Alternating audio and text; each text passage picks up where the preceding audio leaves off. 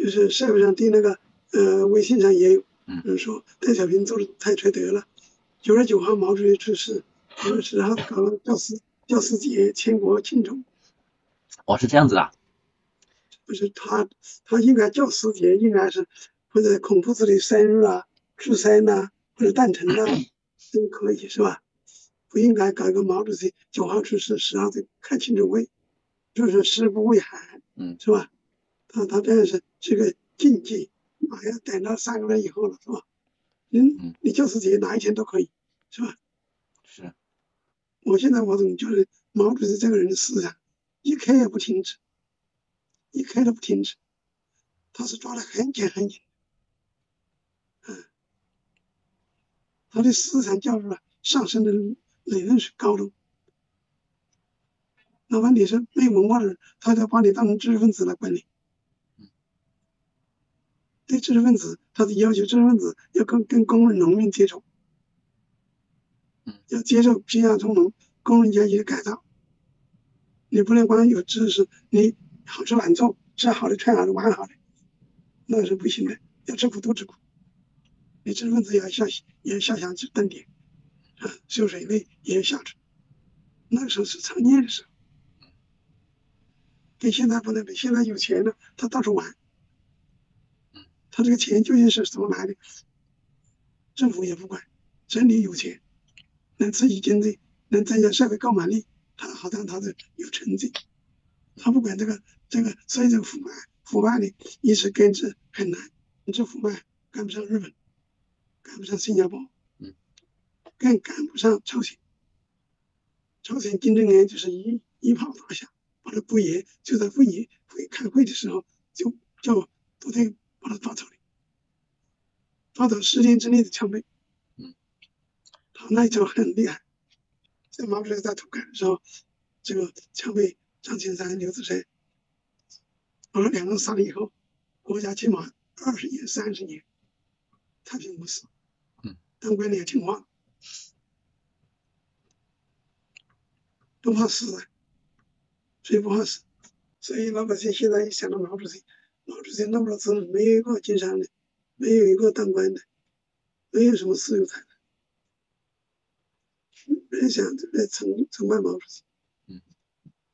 这个是他做的特别到位哦，没人能比啊。全世界也没有，全世界都没有。这毛主席说了，不破不立，破就是立，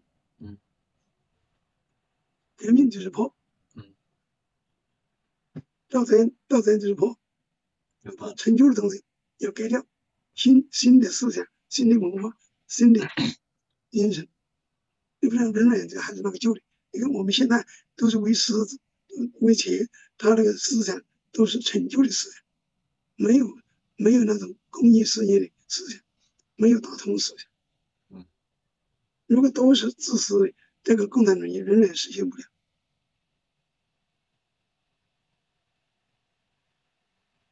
确实。这共同富裕怎么富得了？你本来是共同富裕，你邓小平提个让一部分先富带汉富，谁带领？他富了带领吗？这是他的思想，两种思想，两种阶级就斗争是不可调和的，没办法调和。有你无我，有我无你。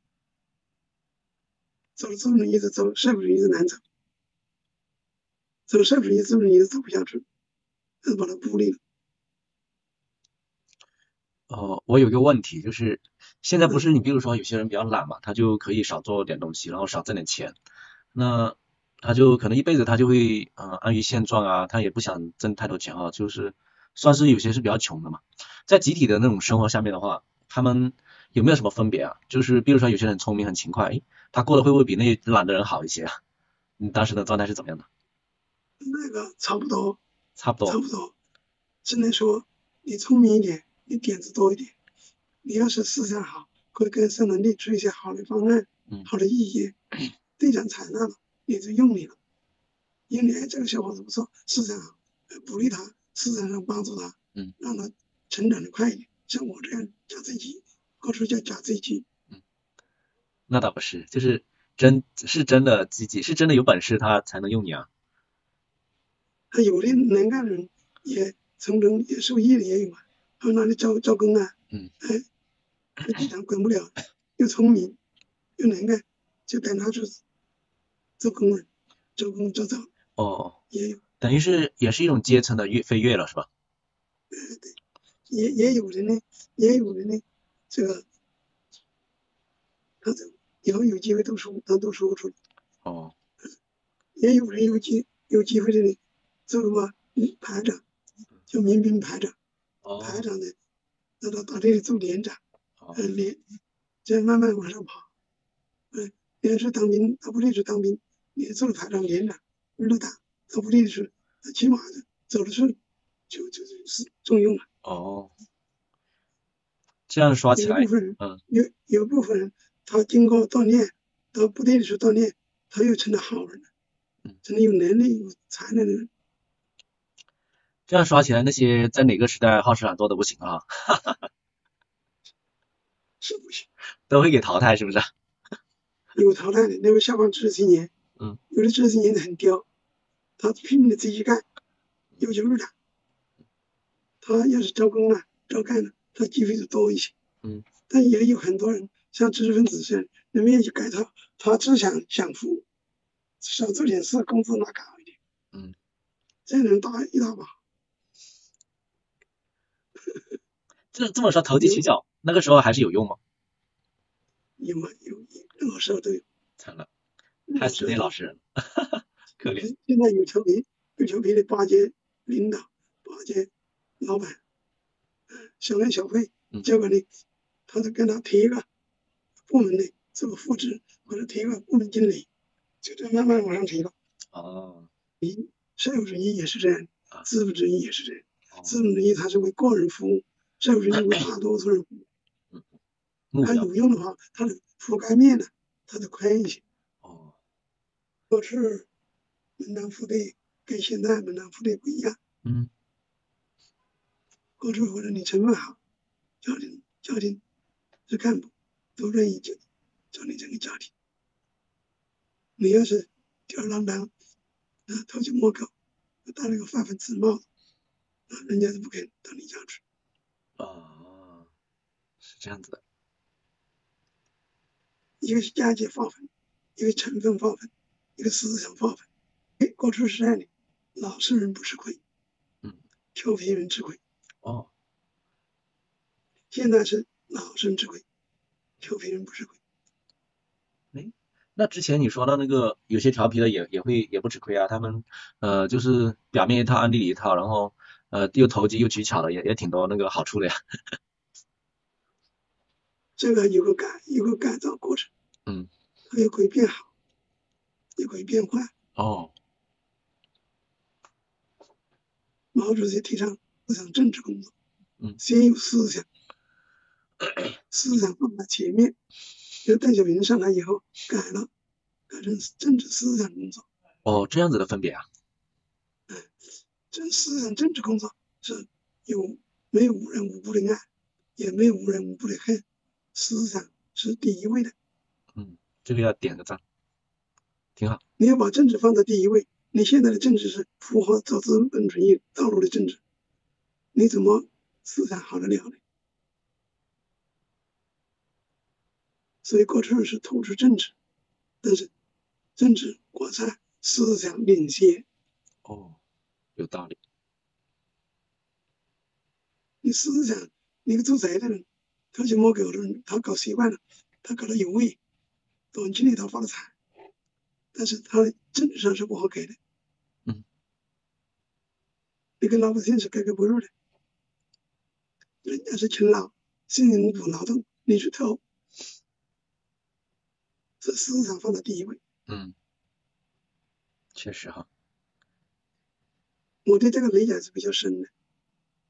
我总记得这一点，毛主席在的时候是思想政治工作，加强思想政治工作。领导经常找职工谈话，做思想工作。我是做过这个事，那个干部那个职工，那思想情绪，我们要找他了解，你是为了什么事啊？还是家庭出现的问题，还是跟哪个同事有意见，还是跟领导有意见，惹了贪心，要把他的思想挖出来。先做思想工作，思想用政治、用政策去疏导他，法律也是政治，制度也是政治，办个培训班也是政治，精彩，开个会也是叫政治。这样的把人的思想有了，哎呀，你这个领导还是不错，肯跟我谈心。假如你发现你家有困难，我们就商量一下，或者我有3个人或者5个人，我跟领导小组到他家去了解一下情况，确实困难，送点的补助给他，慰问他，他是感化他的思想，他真是哎呀，单位还是家，我拼命的为单位工作，就没有其他的事情了。所以做思想工作放在第一位。那农民也是一样，工人也是，这经常有做思想工作的，他的矛盾就少了，工作也顺了，理顺了。群众也拥护你了，你这个领导真不错，这样关心，是不是？或者他父亲母亲生病没钱治病，而且确实困难，他愁眉苦脸，整天上班没有劲，他也不透露出来，又怕领导说市长不好，他又要去努力的工作，这就是做思想工作一个妙招。搞集体，共产党组织那么和睦团结，就是做思想工作的结果。因为在党内，他一个人开2、3次党人会、支部会，要开3回会，开始批评和自我批评。毛主席妙得不得了的一个手段，就是处理人民内部问题，就采取批评与自我批评，惩前毖后，治病救人。不是你犯了错误就马上把你踢开，允许你犯错，还允许你改正错误，这叫惩前毖后，治病救人。毛主席是这样的，中央的很多领导是有问题，为什么邓小平有错误？那毛主席知道有错误，就追问他，但是看他有才呢，又在用他，想感化他，但有的人感化得了，有人感化不了，他去思仇。有恨记恨的人，他都很难感化。他当了一把手，他都会贬低你，就跟苏联反对斯大林是一样。斯大林也是个暴人，他杀了不少人，反右的时候，但是也有的杀错了。但是他死了以后呢，人家就抓住他犯错了、杀错的人，就挑拨他的关系。这样的人家就对斯大林攻击，就跟对毛主席攻击是一样的。尤其那个时候频繁冤假错案，有的是冤的、假的、错的，但有的不是冤的，他是扩大化了，包括你说中了，说中了以后呢，他就错误的严重了，错误严重容易受到严厉的处罚或者戴个帽子，就是右派或反分子、反革命分子。那个时候他是你一个生产队有1、2个知识分子，你7、80户，一户4个人，就2、300人，靠1、2个知识分子翻不起浪的。但是1、2个队长，他也是调皮，也是搞明党，又把他开会批评他一下，斗一下。你现在是接受群众改造，你还在挑拨离间，点他一下，他就不敢说了，不敢乱说乱动，就这个道理。以少教育少数人，教育大多数人。所以毛主席考了一个叫做什么？2个95%，团结95%以上的干部，有团结95%以上的群众。当时我们那个时代就是要团结2个95%，你所有的工作都要考虑这2个95%，你不能得罪大多数，你得罪少数，只能把它作为反面教材，经常考一考，提醒提醒。这叫团结2%95%。嗯你这2%95%团结了，陈忠要应付你，可过不2个人反对你又没用。嗯。那后来是怎么从思想政治又转化成政治思想的呢？那个你从什么例子可以看出来啊？他是这样的，邓小平要否定人民公社，他就把人民公社撤销掉，撤销了以后呢，他就把毛主席制定的人民公社的那28年建国所有的文件全部没有用，作废。他重新制定政策，叫乡也好，就改成乡，公社不叫公社，叫乡。乡就恢复了国民党那个时候，那也叫乡。哦。他那个组织形式变了，政策变了。他不搞一大二公，他搞个人承包，叫做三支一包，分散经营，各个各的。你老百姓也操不了办，看你个人操办，有什么用？没有集体，他很难操办。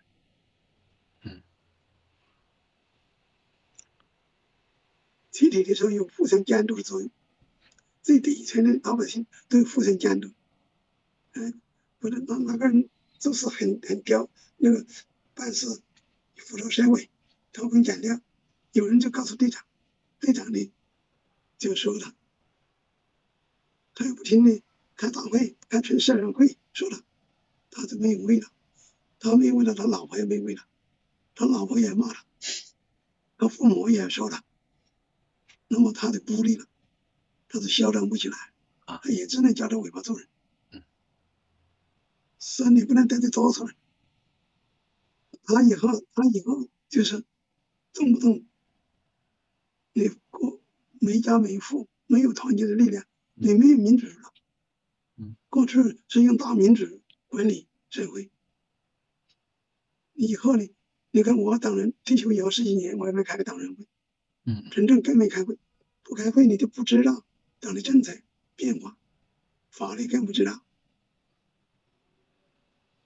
原来毛主席在的时候，法律是不搞那么多很繁琐的程序的，他是有一个叫《治安管理条例》，有这一部法律，既是法律，又是治安管理，又是制度，用这一个管社会。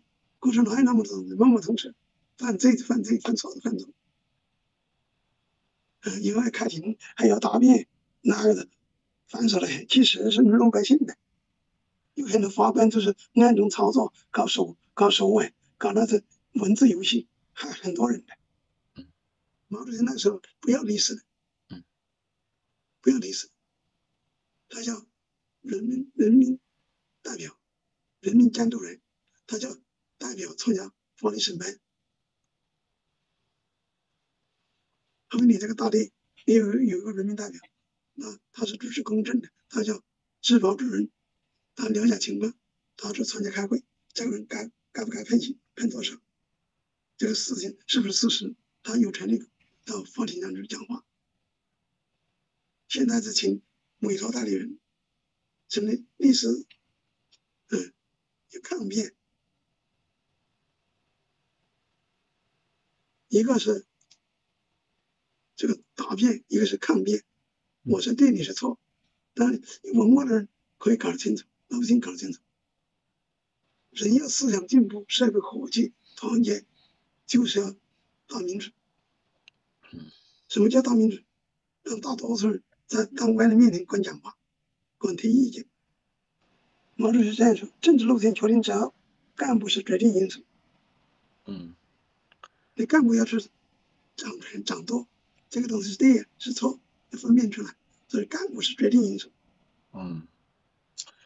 但是你要有好的政策、好的制度，就要大家来提意见。就像我们小区社区一样，我这个社区人怎么管，狗怎么管，文化怎么管，让大家都发言。你现在成了政治思想工作，你组织框做了以后，就人家没反驳的余地了。现在是靠制度去管人，以前是靠那个思想上去管人哈，是这个意思。现在靠制度，靠法律。有道理。所以他的条条政治思想工作，一个政治是个飘忽有的东西，过去为什么医院的医师苦一点都无所谓，他愿意跟老百姓看病，他是想尽一切办法跟老百姓能省钱就省钱。有道理，是不是这个道理？真正想嘛，动不动的去检查，有的不是要检查，你按一下脉，看一下舌头，看一下温度，你闻闻气，你就可以解决了。你看这个检查那个检查，那个检查机器检查，那个机器最开始那个还自动认证，几百万块钱一台，有的那时候的给你看了以后，你今天晚上回去煮点辣椒面吃，外身汗好了回去。他是看病，真正叫看病，也不收钱，也不收挂号费，就能走。我总觉得我们那个改革呀，有一个欺骗群众的因素在里面。我理发过去2毛钱，它也是服务行业，2毛钱是2毛钱，有没有看退出发了？现在20多块钱，头还不是这个头。上层建筑有很多东西不跟老百姓考虑，他是由于跟私人考虑，私人他要赚钱的，让一部分先付啊。有人付宣传这个东西，他是想付的，你还要加宣传，加政策引导，这是极为错误。我75年我是很有深刻的，党校学生就专门的上课是反对资产阶级发财。资产阶级发财，什么叫资产阶级发财？你有权，你不通过政府，不通过考试，就安排子女工作，这叫资产阶级发财。利己主义。思想的是自由主义、宗派主义你火为火，在单位搞宗族关系，宗派主义，主观主义、官僚主义，这个过去分得很清楚的，经常是开会有惩治的范围。所以他在毛主席伟大是伟大的这个地方，他时刻都考虑百姓的感受。老百姓不能受压迫，不能受剥削，不能受冤枉，这是毛泽东革命始终如一的一个目标。所以为什么他死了40多年，人家还这样伤心伤肺去纪念他？为什么邓小平这几年没人说他？甚至在社会上理论都很少。原来我到广东来，有好多人都感谢邓小平改革开放我们发了财感谢他其实从大道理上讲，这是少部分富。这毛泽东搞的这个东西，他是大同思想。现在很多东西没人管，你做坏事没人管，不敢管，怕管，自己屁股有屎，干脆不管。这是屎越来越多，单位太差了，就成了软缸。过去是软缸，不是白布。白布到了软缸里去，不管怎么样，它是变颜色。真不容易。他不管什么事，都要用1分为2。做哪一件事，都要考虑辩证关系。